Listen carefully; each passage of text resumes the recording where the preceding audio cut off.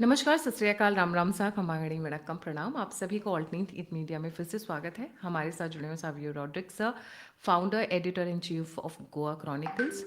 पिछले 24 घंटे में बिहाइंड द सीन जैसे बत्तख होती है ना, ऊपर से बड़ी शांत दिखती है पर पीछे से पेडलिंग चल रही होती है, फट फट फट फट। वैसे ही पर्दे के पीछे बहुत सारी डेवलपमेंट्स चल रही हैं इस वक्त। अगर मैं बात करूं एफसीआरए को लेकर, एफसीआरए पे कुछ बड़ी डेवलपमेंट्स आई हैं और वो लिंक हो गया डीलिमिटेशन के साथ में। अब उसके साथ में कनेक्शन का क्या मतलब है? इस बीच में राइली मोर को बहुत तगड़ा जवाब दिया गया है। The one of the biggest Christian leaders from America, जिसने लंबा चौड़ा धमकी देते हुए भाषण लिखा था, सॉरी लेटर लिखा था, कि अमेरिका और यूएस के रिलेशंस में दरार आ जाएगी। इन बिटवीन बहुत सारी कॉल्स आ रही हैं यूएस से मोदी जी के पास में। कभी जेडी वांस का आ रहा है, कभी इसराइल के प्राइम मिनिस्टर का आ रहा है, ट्रंप की पूरा खानदान ही आ गया चर्चेस से मिलने के लिए। Now that's very interesting. बहुत सारी डेवलपमेंट्स हैं। आखिरी तक बने रहिएगा sir. A very warm welcome on the show. Thank you, Gayatri, for having me on your show. It's always a pleasure. जी सर। सर, मैं स्टार्ट करना चाहूँगी कि ये ट्रंप का खानदान क्या कर रहा है भारत में अचानक से आके, एंड राइली मोर को एक भारत के एमपी ने बहुत तगड़ा जवाब दिया है जी। तो मैंने वो लेटर पढ़ा है और राइली मोर के जो यूएस रिप्रेजेंटेटिव है उसका कहानी बहुत ही आश्चर्य कहानी है। बिकॉज राइली मोर जो है वेस्ट वर्जीनिया का रिप्रेजेंटेटिव है। और अगर आप देखोगे जब मोदी गवर्नमेंट स्ट्रिक्ट होने लगा एनजीओस को फोकस करने में, क्योंकि अगर आप देखोगे 2014-2015 में 15,093 करोड़ के आसपास आए थे उस समय। और उस समय 40,000 के आसपास एनजीओस था। जब एफसीआरए को स्ट्रिक्ट किया है और रूल्स और गाइडलाइंस को और मजबूत किया गया था, तब ये फंडिंग रुक नहीं गई थी, पर फंडिंग बढ़ गई। Now let me explain why am I saying that. वो in 2014-2015 the foreign contributions to Indian NGOs 15,000 crore के आसपास था। 24-25 के फाइनेंशियल ईयर में फॉरेन फंडिंग 22,963 करोड़ है। On an average every year 17,000 crores are coming into India by way of foreign funding. Out of this foreign funding जो India में आ रहा है, सबसे ज्यादा फॉरेन देश से जो आ रहा है वो यूएस से है। और यूएस से सबसे ज्यादा जो क्रिश्चियन एनजीओस के पास आ रहा है वो वेस्ट वर्जीनिया से है। और राइली मोर यूएस रिप्रेजेंटेटिव है वेस्ट वर्जीनिया का। तभी इसलिए मुझे लगा। इसलिए राइली मोर को इस चीजों में दिलचस्पी या फोकस करना जरूरी था। राइली मोर का स्टेटमेंट भी एक थ्रेट की तरह था कि इंडिया को ललकार दे रहा है कि it will disturb India US relationship. क्यों? क्योंकि वेस्ट वर्जीनिया अगर आप देखोगे ज्यादा से ज्यादा 75% ऑफ द क्रिश्चियन एनजीओ जो पैसा मिलता है यूएस से, वो वेस्ट वर्जीनिया से ही आता है। अगर आप देखोगे ईस्टर्न बिलीवर्स चर्च को, ईस्टर्न बिलीवर्स चर्च का जो लीडर था, एक आदमी था जिसका नाम था केपी योहानन। केपी योहानन के 2021 में बहुत सारे रेड्स हुआ था ईडी का 26 लोकेशंस के अंदर। एक रिपोर्ट आया था कि 7,000 करोड़ अनअकाउंटेड फॉर मनी था उसके पास, केपी योहानन के पास। In that at that time, KP Johanan is no longer here. He expired, but his organization continues. Like KP Johanan, there was Compassion International in 2015 that was under ED investigation. 45 million US dollars came to Compassion International, India's arm, in 2015, which was investigated, and that kind of money came in for conversion and various other activities linked to coercion and allurement to convert from whatever religion you are to the religion of Christianity that these hmm. organizations were promoting. Hmm. Now, if you see, uh, sir, मेरे बहुत सारे audience Hindi background के हैं, so please हाँ, हिंदी में continue या करते हैं। तो आप देखोगे कि ज्यादा से ज्यादा, अगर कम से कम 50 सच ऐसा 50 ऑर्गेनाइजेशंस का लिस्ट हमने बनाया है जो वेस्ट वर्जीनिया के साथ जुड़ा हुआ है, जिसमें साल के अंदर कम से कम 30 मिलियन से लेकर 100 मिलियन यूएस डॉलर्स का फॉरेन डोनेशंस आते हैं इन छोटे छोटे एनजीओज में। ओके, अब देखो ना, पिछले 10 साल में से अगर आप पूरा एवरेज ले लोगे 2015 से लेकर 2025 तक, एवरेज जो पैसा आ रहा है, टोटल क्यूमुलेटिव जो अभी तक आया है, वो है 1,94,000 करोड़ आ चुका है 10 साल में फॉरेन फंडिंग्स में इंडियन एनजीओ के अंदर। अभी मेरा सवाल, और जो मैं सवाल सबसे पूछ रहा हूँ, गवर्नमेंट से भी पूछ रहा हूँ, कि हमें क्या पता है कि इतने सारे पैसे ऑलमोस्ट 200,000 करोड़ कहाँ जा रहे हैं, किस काम के लिए आ रहा है, किस मकसद के, किस लक्ष्य के नाम पे यहाँ पे आ रहा है, किसी को पता ही नहीं है। आप सोचो ना, 200,000 करोड़ 10 में छोटे छोटे इंडियन एनजीओ में आ रहे हैं, कोई कारण की वजह से तो आ रहा होगा, और कोई आपको इतना सारा पैसा मुफ्त में नहीं देने वाला है। There are no free lunches. तो किसी कारण के, हर कोई ह्यूमैनिटेरियन कॉज नहीं होगा। अगर ह्यूमैनिटेरियन कॉज भी है, कहीं ना कहीं कुछ तो कुछ जुड़ा होगा उन लोगों को, इसलिए आपको पैसा दे रहा है। 200,000 crore is huge in 10 years। अगर आपको एक प्रोटेस्ट करना है, अगर आप देखोगे जैसे केरला के अंदर वो प्रोटेस्ट हुआ था against the plant that was coming up in Kerala, protest हर जगह पे हो रहा है, उसमें क्रिश्चियन एनजीओ का क्या हाथ है उन लोगों में, उन प्रोटेस्ट में? प्लीज देखिए, माइनॉरिटी मुस्लिम इस्लामिक माइनॉरिटीज का क्या रोल है प्रोटेस्ट में? Please understand on all the protest that have been happening. मैं नहीं कह रहा हूँ कि सब पैसा जो आ रहा है खराब काम के लिए जा रहा है, लेकिन जब 200,000 करोड़ आ रहा है 10 साल के अंदर, almost an average of 17,500 crore every year, then that is enough money, that is of a small state, no, a running of a small state budget। Goa जैसे स्टेट का बजट 18, 20, 25 करोड़, 1,000 करोड़ होगा। that is the kind of value of money is coming in। So हमें, we have to be worried as well as cautious। ये हमें ऐसा ही, it's not a small issue Gayatri. it's सब, ये एक चीज है जो हमें ध्यान से नजर करना है कि क्यों हो रहा है। क्या हुआ था जब मणिपुर का कॉन्फ्लिक्ट हुआ था? मणिपुर का कॉन्फ्लिक्ट बिना जानकारी करके सब लोग बोल रहा था कि एक रिलीजियस कॉन्फ्लिक्ट है। क्यों? जब वो नारकोटिक्स का कॉन्फ्लिक्ट था, एक एसटी राइट्स की प्रॉब्लम को लेकर बढ़ावा देकर रिलीजियस कॉन्फ्लिक्ट बनाया था। एक एक रिप्रेजेंटेटिव जाके यूएन में भी बोल रहा था कि मणिपुर हिंदू और क्रिश्चियन के बीच में क्यों? कहीं ना कहीं ये कारण होता है कि एनजीओ को जो बाहर से पैसा आ रहा है, जो लोग बाहर से पैसा डाल रहा है इन क्रिश्चियन एनजीओ में, कहीं ना कहीं वो आपके देश के साथ लॉयल नहीं होने वाला है ना। बिल्कुल जो नहीं पैसा दे लॉयल। रहे उसके साथ लॉयल्टी दिखाने वाला है। वो तो हमने ऑब्वियस देखा है। है मणिपुर में क्या क्या हुआ था, किस प्रकार का षड्यंत्र रचाया ये लोगों ने। तो अब इनको जवाब देना शुरू कर चुके हैं। वैसे I am quite happy this the first time कि ये लोग अपनी रीढ़ की हड्डी दिखा रहे हैं कि जवाब देंगे। राइली मूर है कौन? वेस्ट वर्जीनिया का एक छोटा सा लीडर है, is not even something very big. तो हमारी तरफ से भी जवाब दिया सर, वो क्या जवाब दिया है और किसने दिया है जी? हमें वो जवाब देना जरूरी था, and the representative of the MEA वो जवाब दिया था कि ये हमारा लॉज है, हमारे रीजन से जुड़ा हुआ है, यूएस को इसमें दखल देने की जरूरत नहीं है। लेकिन आप देखो मार्को रूबियो ने क्या किया था।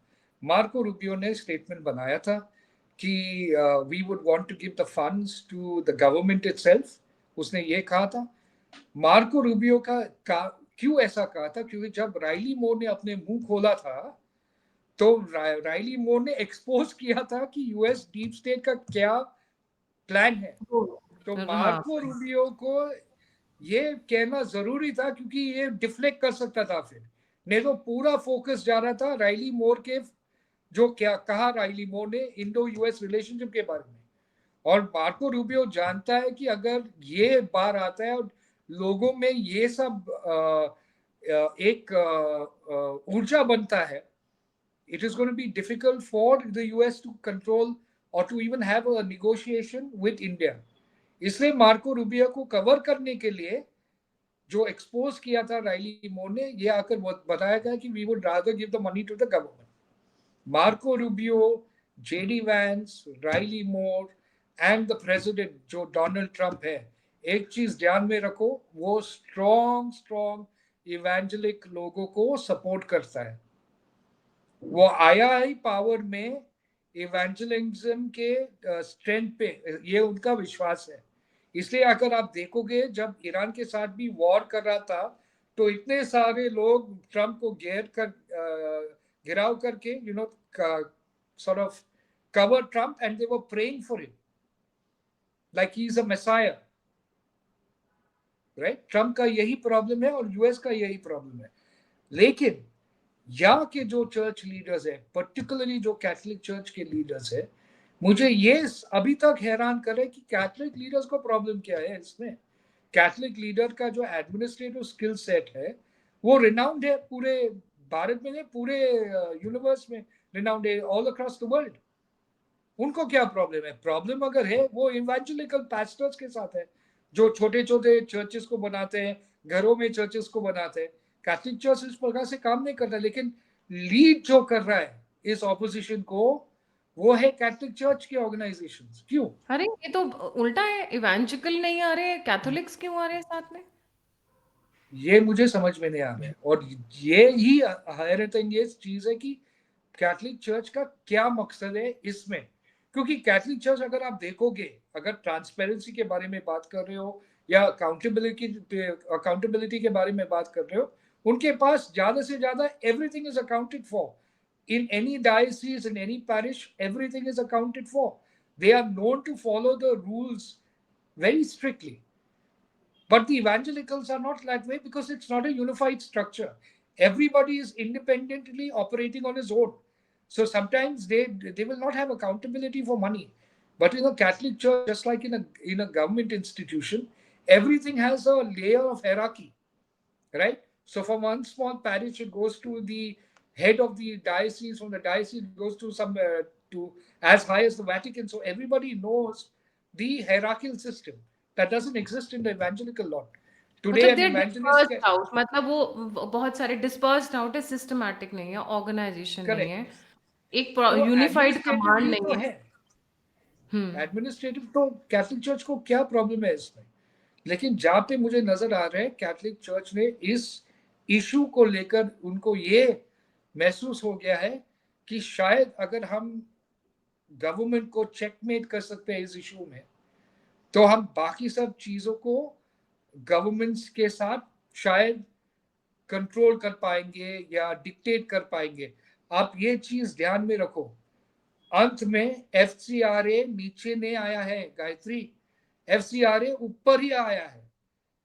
एनजीओ 60% कम हो गया, यानी कि 40,000 एनजीओ जो था 16,000 हो गया. लेकिन पैसा 44% ऊपर आ गया, यानी कि जो पैसा आ रहा है वो कम नहीं होगा है, पैसा और आ रहा है, लेकिन अच्छे ट्रांसपेरेंट ऑर्गेनाइजेशन में जा रहे हैं. तो मुझे ये हैरान हो रहा है कि क्यों प्रॉब्लम हो रहा है लोगों को. मैंने कुछ कैथोलिक चर्च फादर से मैंने बात किया था, कुछ लीडर से मैंने बात किया, सर आप तो कह रहे उनसे हैं पूछ. एफसीआरए आने के बाद, just one thing sir, FCRA आने के बाद आप कह रहे हैं कि पैसा और आ रहा है, यस, बिकॉज एफसीआरए आ 44% चुका अप. है. हम्म. It's gone up by 44% year on year. Okay. Okay, if you were to take, अगर आप एग्रीगेट लेने वाले हो 10 साल का, तो 10 साल में परसेंटेज 44% हो गया. यानी कि आपको 2015 में 15,000 मिल रहा था, अभी 2025 में 22,000, ऑलमोस्ट 23,000 मिल रहा है. That's almost a 44% hike. Interesting sir, please come to the next point Yeah. You were तो इलैबोरेटिंग जी. तो अगर आप देखोगे इसको, आपको नजर आएगा कि अभी ये ट्रांसपेरेंसी और पैसा कम ऑर्गेनाइजेशंस में जा रहा है. 16,000 एनजीओस है, उसको स्ट्रिक्ट करने के लिए क्रिश्चियन एनजीओस का क्या प्रॉब्लम है. अभी पैसा तो नहीं रुका है ना. अगर आपको लगता है कि पैसा रुक गया है, पैसा तो नहीं रुका है. पैसा उसी ऑर्गेनाइजेशंस में आ रहा है जो ट्रांसपेरेंसी दिखा रहे हैं। जो ट्रांसपेरेंसी नहीं दिखा रहा था उसको बंद किया, राइट? तो ट्रांसपेरेंसी का रिस्पॉन्सिबिलिटी किसका था? गवर्नमेंट का था या एनजीओ का था? अगर एनजीओ फॉरेन पैसा लेकर आ रहे हैं यहाँ पे ह्यूमैनिटेरियन सर्विस के लिए, किसी को कोई आपत्ति नहीं है। लेकिन अगर आप पैसा ले रहे हैं किसी और कारण की वजह से और आप गवर्नमेंट को नहीं बता सकते आपका पैसा क्यों आ रहा है, किस कारण की वजह से, तो जाहिर है कि आप बंद होने वाला है। उसमें क्या प्रॉब्लम है? एक दूसरा फियर साइकोसिस जो क्रिश्चियन लॉबी कर रहा है कि हमारे चर्चेस को लेकर जाएंगे, हमें हमारी चर्चेस को अगर हम कंप्लाई नहीं कर पाए तो चर्चेस को लेकर जाएंगे। ऐसे थोड़ी लिखा उस लोगों ने। जो लिखा है वेरी क्लियरली कि अगर आपका प्रॉपर्टी जो कॉन्फिस्केट होने वाला है किसी कारण की वजह से कॉन्फिस्केट होने वाला है, ऐसे नहीं कि आप एक ट्राइब्यूनल के पास जाकर अपील नहीं कर पाओगे या कोर्ट में जाकर अपील नहीं कर पाओगे। अब कर पाओगे ना। उन लोगों का मकसद क्या है कि अगर आप वापस नहीं आते हैं इस प्रॉपर्टी के लिए जिसमें इतना सारा पैसा आ चुका है, उसका काम गवर्नमेंट संभालेंगे। फिर वही काम करने के लिए जो आप कर रहे थे, एनजीओ का काम, ह्यूमैनिटेरियन वर्क, अगर आप नहीं दिखाते कि आप ह्यूमैनिटेरियन वर्क कर रहा था तो जाहिर सी बात है कि गवर्नमेंट वो चीज को लेने वाला है ना। पर वो भी गवर्नमेंट नहीं कर रहा है। गवर्नमेंट आपको एक मौका दे रहा है कि आपका जो सिस्टम है वो सिस्टम को फॉलो करो ना। मैं कितने सारे प्रीस्ट को पूछ रहा हूँ कि अमेरिका में फारा है, दूसरे कंट्रीज में और रेगुलेशंस है, उसमें लोगों को कोई आपत्ति नहीं आता है। इंडिया में एफसीआरए को क्यों आ रहा है? और हाँ, यूएस बाकी के सारी लॉबी चीज़ें। को क्यों प्रॉब्लम आ रहे हैं? कैथलिक प्रीस्ट को, कैथलिक चर्च को प्रॉब्लम क्यों आ रहा है? क्यों बता रहा है कि ये सब हमारे चर्चेस को लेकर जाने में ये फियर साइकोसिस क्यों? दबाने के लिए, प्रेशर डालने के लिए गवर्नमेंट के ऊपर।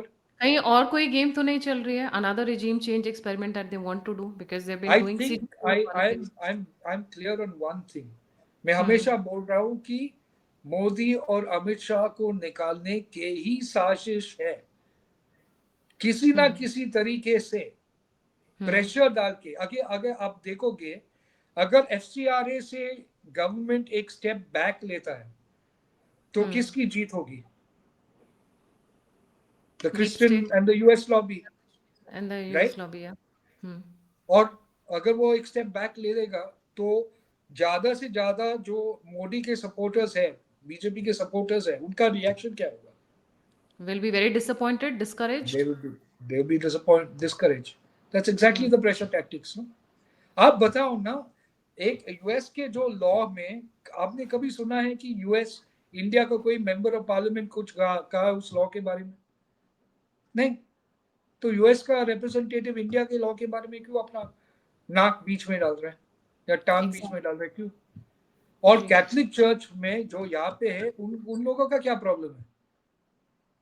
मैंने उन लोगों को बताया कि आपके जो चर्च के लोग हैं ज्यादा से ज्यादा ये इवेंजेलिकल लोगों के पास जा रहा है, तो कैथलिक चर्च को, एफसीआरए को सपोर्ट करना चाहिए।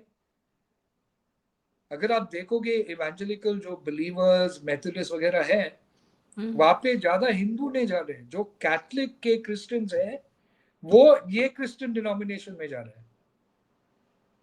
सो कैथलिक चर्च वैटिकन के अंदर आता है, लेकिन बाकी सब डिनोमिनेशंस वैटिकन के अंदर नहीं आता है ना।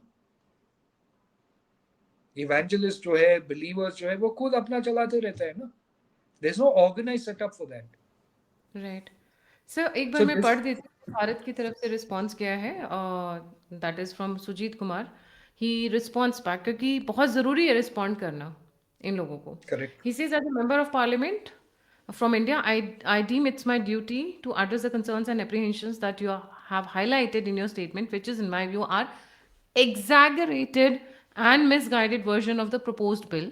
This kind of misconceived statement by a sitting congressman serves neither of our countries, least of all the Indian Christians, in whose name you claim to have raised the concerns. Exactly what you said right now. Ji. Correct. But Misguided. you know the saddest part, Gayatri, not a single Christian MLA of the BJP in any part of this country has opened their mouth on this issue publicly. And that is what I feel extremely sad about. ये जो आपके जो church के जो लोग हैं, जो मेरे चर्च के भी लोग हैं, अगर हम उनको नहीं समझाएंगे कि नेशनल सिक्योरिटी रिलीजन के ऊपर होती है, तो हमेशा इस प्रकार की चीज ऊपर आते रहेंगे। एक डिबेट में था मैं नेशनल टीवी में, और कोई प्रीस्ट था वहां पे, और वो प्रीस्ट ने कहा है कि ये लोग जो है, द एग्जैक्ट स्टेटमेंट, ये लोग जो है हम क्रिश्चियनों को दबाना चाहते हैं। तो मैंने बोला है दबाना। कि आप मुझे बताओ कि मोदी गवर्नमेंट या बीजेपी के सरकार ने कब आपको दबाया है, वो मुझे बताओ। अगर आप में आपके कम्युनिटीज में, क्रिश्चियन और हिंदू के कम्युनिटी में, क्रिश्चियन या मुसलमान के कम्युनिटी में आपस में कोई मिसअंडरस्टैंडिंग होता है या कोई अग्रेशन होता है, आप मुझे बताओ उसमें से कहा गवर्नमेंट का काम है। गवर्नमेंट में हमेशा आपको सपोर्ट कर रहा है, अभी भी गवर्नमेंट आपको ही सपोर्ट कर रहा है।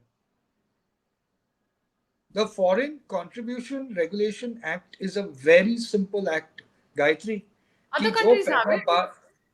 जो पैसा बाहर से आ रहा है, वो बताओ क्यों आ रहे हैं, किस वजह से आ रहे हैं, और कहाँ इस्तेमाल किया है, बस। और उसको कौन सी पॉलिटिक्स बड़ी में नहीं आपत्ति यूज होने आने देंगे। वाली है? एग्जैक्टली, पॉलिटिक्स में यूज नहीं होने देंगे, सिंपल सी बात है। अच्छा, ट्रम्प की फैमिली क्या कर रही है केरला के चर्चेस में? वही मैं बता रहा हूँ आपको, ये एक षड्यंत्र है। एंड मैं टाइम एंड अगेन कब से रिपीट कर रहा हूँ कि यूएस का एक ही खेल है कि यूएस को अभी एक एक मौका मिल गया है कि क्रिश्चियन कम्युनिटी, एक चीज हमेशा याद रखो, मुसलमान कम्युनिटी में नंबर्स होगा, अग्रेशन होगा, अगर जैसे आप देखोगे सीए के प्रोटेस्ट में, लेकिन क्रिश्चियन कम्युनिटी में लॉबीज है, पावरफुल लॉबीज है, जो इस्लाम के लॉबी से भी पावरफुल है, क्योंकि उनके पास मीडिया है, उनके पास लीडर्स हैं जो टक्कर दे सकता है भारत को।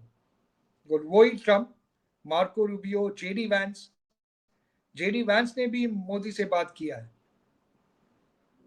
a couple of days ago, right? I am telling you again, Marco Rubio जो जब आया था वो सीधा कैलकटा गया था मिशनरीज ऑफ चैरिटी को। क्यों? Please understand the game. The game is very simple, कि एफसीआरए एक कॉलिंग कार्ड है। अगर भारत उसको आगे बढ़ते उसके अमेंडमेंट में, क्योंकि एफसीआरए ऑलरेडी बिल है, नया बिल नहीं ला रहे हम एग्जिस्टिंग बिल को स्ट्रॉन्ग बना रहे। करेक्ट। तो प्रॉब्लम क्या है? The bill is already there, पैसा नीचे नहीं गया, पैसा ऊपर आ गया। तो क्या है फिर, ये लोग सब, ये प्रीस्ट और पास्टर्स, ये से सब, they understand all this, it's not that they don't understand, पर गवर्नमेंट को नीचे दिखाना, गवर्नमेंट को कॉर्नर करना is the strategy, nothing else. सिर्फ डर का माहौल करना।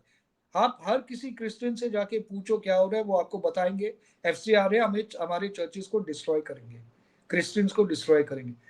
कोई नहीं, मुझे नहीं बता रहे कि कैसे, how are they going to do it. क्या भारत में कोई लॉज नहीं है? हम डिक्टेटरशिप है यहाँ पे? Got your point sir, but ये why is Trump son in law in Kerala? मुझे ये समझ नहीं आ रहा है। बिकॉज द बिगेस्ट क्रिश्चियन और US community is in ambassador Kerala. साथ में है, यूएस एम्बेसडर भी साथ में है। So the biggest Christian community that can influence the government is in Kerala. It's as simple as that.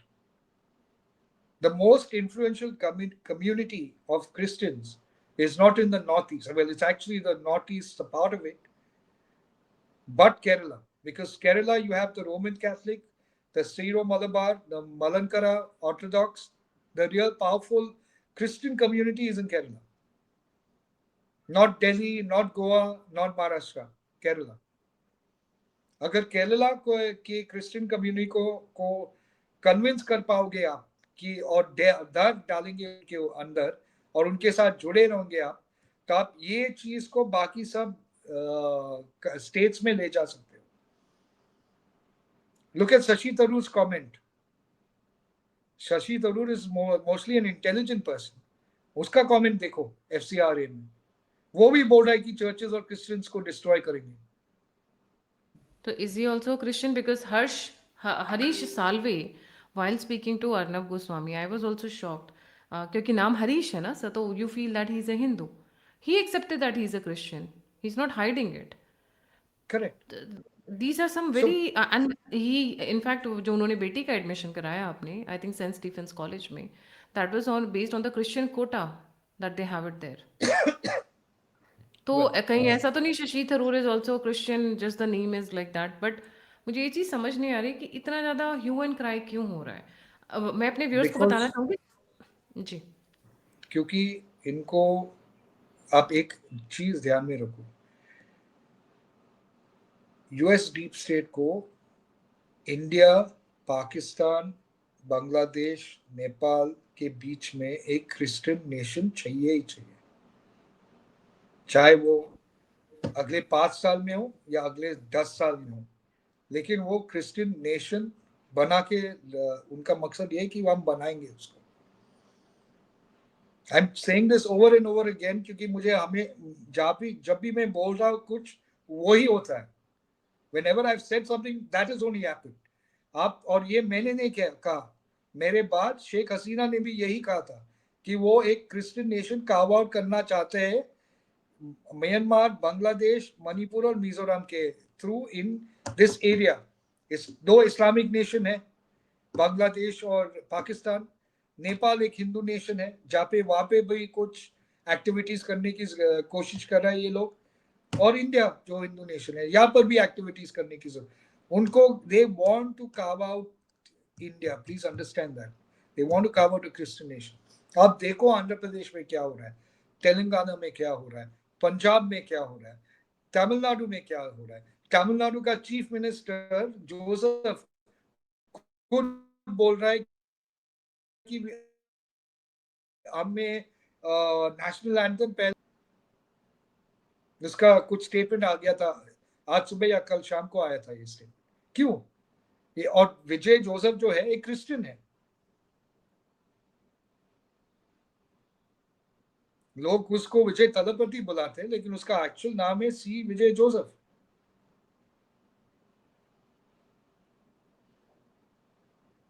Now here is the, मैं अपने व्यूअर्स को एक बार दोबारा रिमाइंड करना चाहूँगी. जेडी वैंस का फ़ोन आना, इसराइल के प्राइम मिनिस्टर का फ़ोन आना, सर्जियो गौर का 3 चीफ मिनिस्टर्स से मिलना, Revanth all Reddy, in the south.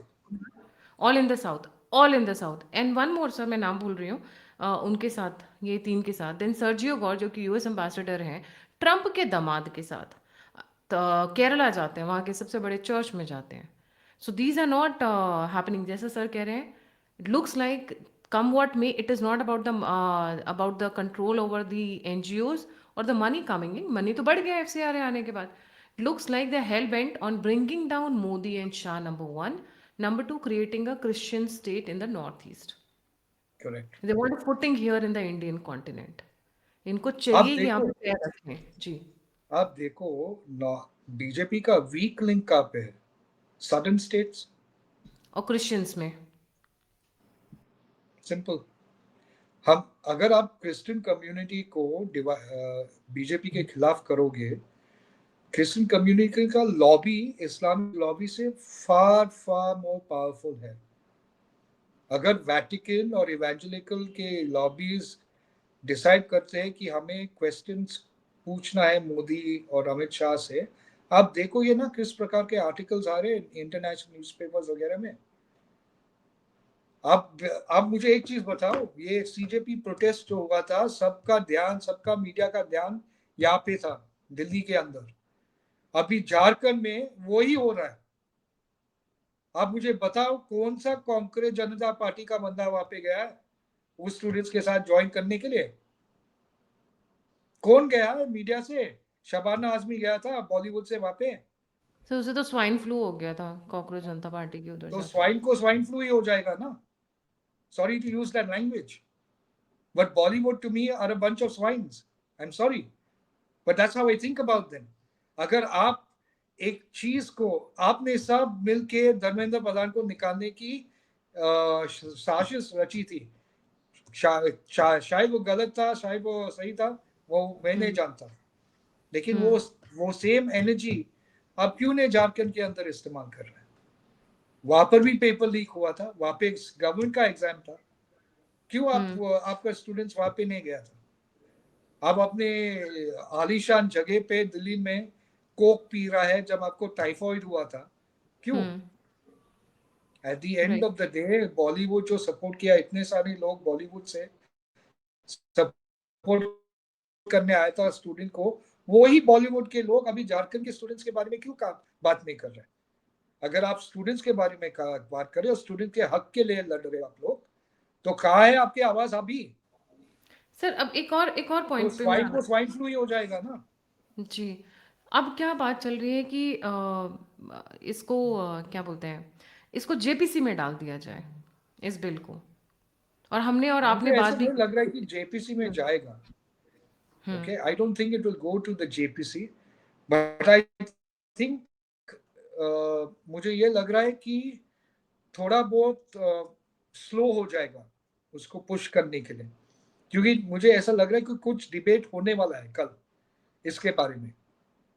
मुझे जो इन्फॉर्मेशन मिल रहा है कि किस प्रकार के कहीं ना कहीं ये डिबेट हो जाएगा, शायद वो कुछ और सेशन के लिए रखा जाएगा, क्योंकि डिलिमिटेशन सबसे महत्वपूर्ण चीज है अभी, और बाकी सब पॉलिटिकल पार्टीज की सपोर्ट होना जरूरी है, 2/3 मेजोरिटी आना जरूरी है। तो इसको थोड़ा I think they will take a back seat.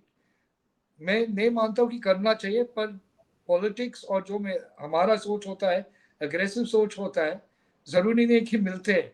तो मुझे लगता है कि गवर्नमेंट एक एक प्रूडेंट स्टेप ले लेगा। I may not agree with it, I think I personally believe that they should go ahead with the FCRA so मुझे only ऐसा लगता because है they will not bring it immediately because there's too much yeah. Going on behind the scene. मुझे ऐसा लगता No, है कि but हो that is सकता the है अभी के yeah, लिए रोक लो। Gayatri, but that is the problem no. अगर ये लोग नहीं लेकर आ जाएगा, हम किसी भी लॉजिक को इस्तेमाल करेंगे, ये हमें ध्यान दे, जैसे फार्म लॉस अगर जब हमने वापस ले चुका है, तो हमें वी वर कंसिडर्ड वीक, और वो वीकनेस के वजह से हमें 240 मिला था उस समय, अंडरस्टैंड? क्योंकि उस समय मोदी गवर्नमेंट को when he took the farm laws, why? Because there was so much of pressure not only from India but internationally. और जब फार्म लॉस वापस ले चुका है, जो एग्रेशन मोदी का है और अमित शाह का है, वॉज वीक, इसलिए हमें सिर्फ 240 के आसपास की सीट्स मिला था।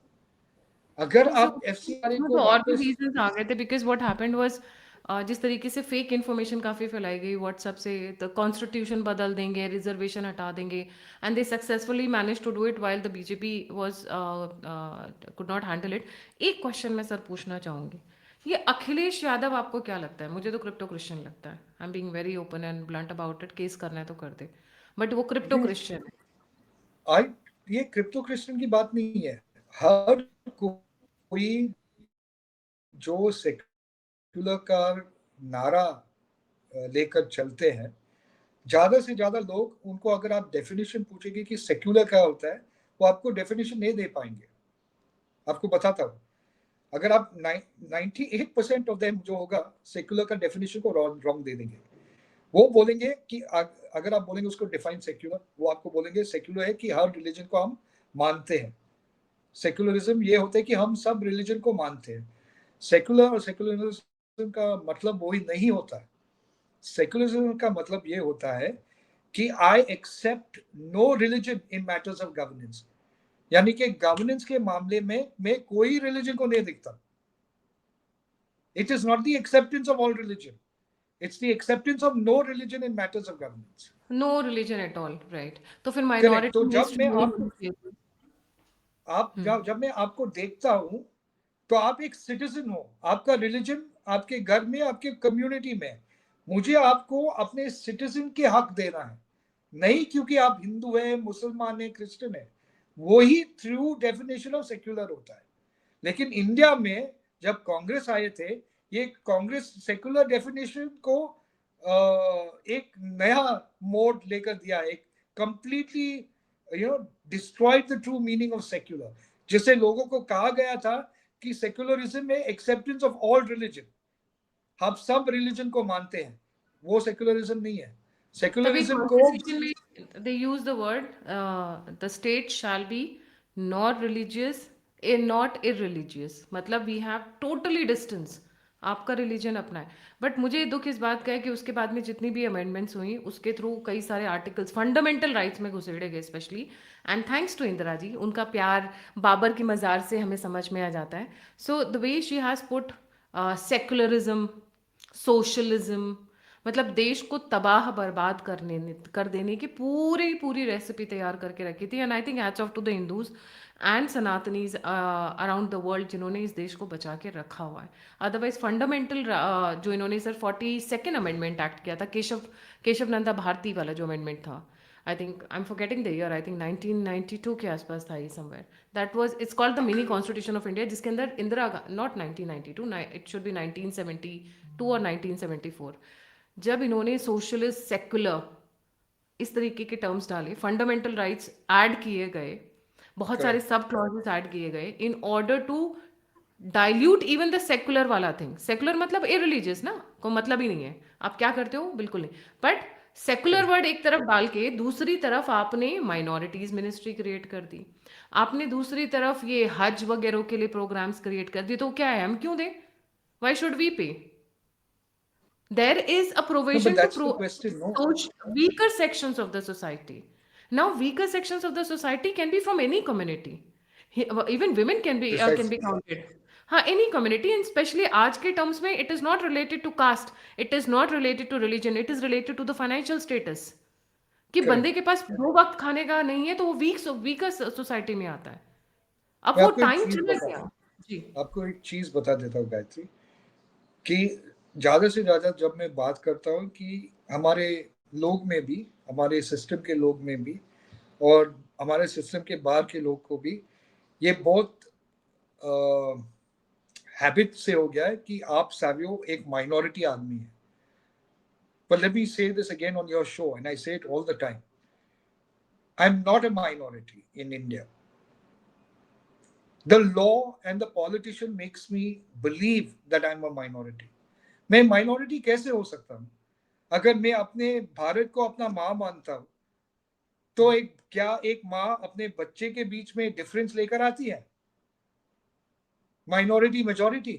अगर मैं भारत माता का बेटा हूं, तो मैं कैसे माइनॉरिटी हो सकता मेरे ही मदरलैंड में? आप मुझे बोल रहा है, आपके लॉज मुझे बोल रहे हैं, आपके पॉलिटिशियन मुझे बोल रहे हैं कि मैं माइनॉरिटी हूं। मैं क्यों अपने आप को माइनॉरिटी मानूं? जी, और यही एहसास गलत है, इसलिए मैं मानता विक्टिम हूं कार्ड। ये जो चीज होती है ना माइनॉरिटी इस देश के अंदर, वही सब चीजों को खराब कर रही है। क्योंकि वो रिलीजियस माइनॉरिटी कैसे हो सकता है? मुस्लिम लोग जो है अभी 20 करोड़ के आसपास के लोग हैं, वो कैसे माइनॉरिटी हो सकता है? वो मुझे बताओ। आप माइनॉरिटी के बारे में बात कर रहे हैं, अगर आप नॉर्थ ईस्ट को देखोगे या कश्मीर को देखोगे, उसमें हिंदू का पॉपुलेशन कम है, करेक्ट? तो उस जगह का वो ही माइनॉरिटी बनते हैं, लेकिन उनको वहां से Minority has minority rights not मिलते been हैं। defined even. Minority has not even been defined. सबसे पहले प्रिसाइसली। डेफिनेशन से तो शुरू करें ना। तो अगर आप साउथ में जाएंगे, वहां पे हिंदू का मेजोरिटी ज्यादा है और क्रिश्चियंस और मुसलमान का कम है, तो हम उनको माइनॉरिटी बोलते हैं। लेकिन अगर आप नॉर्थ ईस्ट में जाओगे, हिंदू का स्टेटस कम है, उनको माइनॉरिटी का स्टेटस क्यों नहीं मिलता है वहां पे? तो we have created a situation, हमने लॉज बनाया Delimitation. है माइनॉरिटी और मेजोरिटी के बारे में, कि मेजोरिटी के लोग ही ये समझ में इसको एंगर आना चाहिए कि माइनॉरिटीज के ऊपर, ये माइनॉरिटी और मेजोरिटी को ही खत्म करो। जी, हम बिल्कुल। भारतवासी हैं, भारत के नागरिक हैं। True sir. अगर माइनॉरिटीज में कुछ करना है तो वीकर सेक्शन ऑफ सोसाइटी में करो ना। जी, जी। Thank you so much sir for joining. जाने से पहले सभी व्यूअर्स से रिक्वेस्ट है, please don't forget to like, subscribe and share the alternate media.